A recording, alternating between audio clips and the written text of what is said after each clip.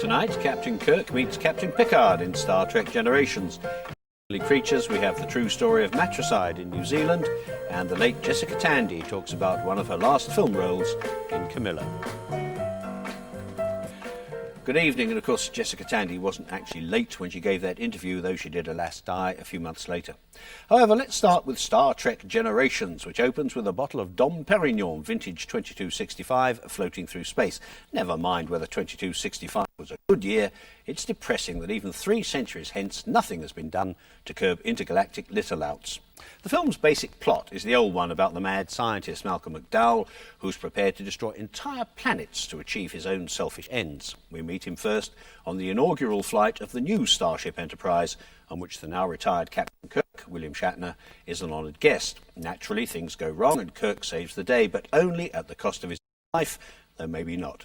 78 years later, we and yet another Enterprise, now commanded by Captain Picard, Patrick Stewart, bump into McDowell again, along with Whoopi Goldberg, who'd also been rescued by Kirk's self-sacrificing heroics.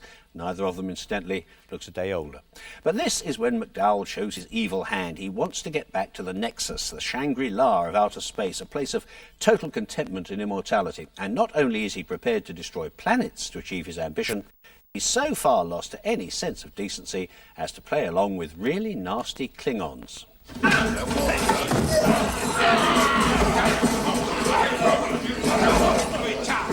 Wait!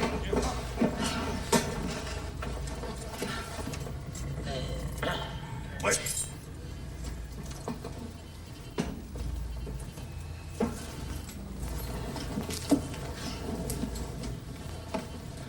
I hope for your sake you are initiating a mating ritual.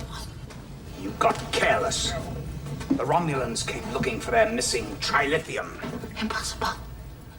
We'll have no survivors on their outpost. They knew it was on the observatory. If the Enterprise hadn't intervened, they would have found it. They didn't find it. And now we have a weapon of unlimited power. No, Lursa. I have the weapon. And if you ever want me to give it to you, I would advise you to be a little more careful in the future. Perhaps we are tired of waiting. Without my research, the trilithium is worthless. As are your plans to reconquer the Klingon Empire. Ham sliced thick there. Now, later on, the Enterprise has to crash land. Not a soul is wearing a seatbelt, I notice. Nor, unlike today's airline passengers, are they provided with an invaluable whistle with which to save their lives in the event of coming down in the sea. Picard, unscathed, pursues McDowell to the Nexus, where, blow me, he finds old Kirk happily chopping wood. What an historic meeting. Stanley and Livingston had nothing on these two. To the Enterprise. That's right. Close to retirement. I'm not planning on it. Let me tell you something. Don't let them promote you. Don't let them transfer you. Don't let them do anything that takes you off the bridge of that ship, because while you're there, you can make a difference. Come back with me. Help us stop Solon. Make a difference again.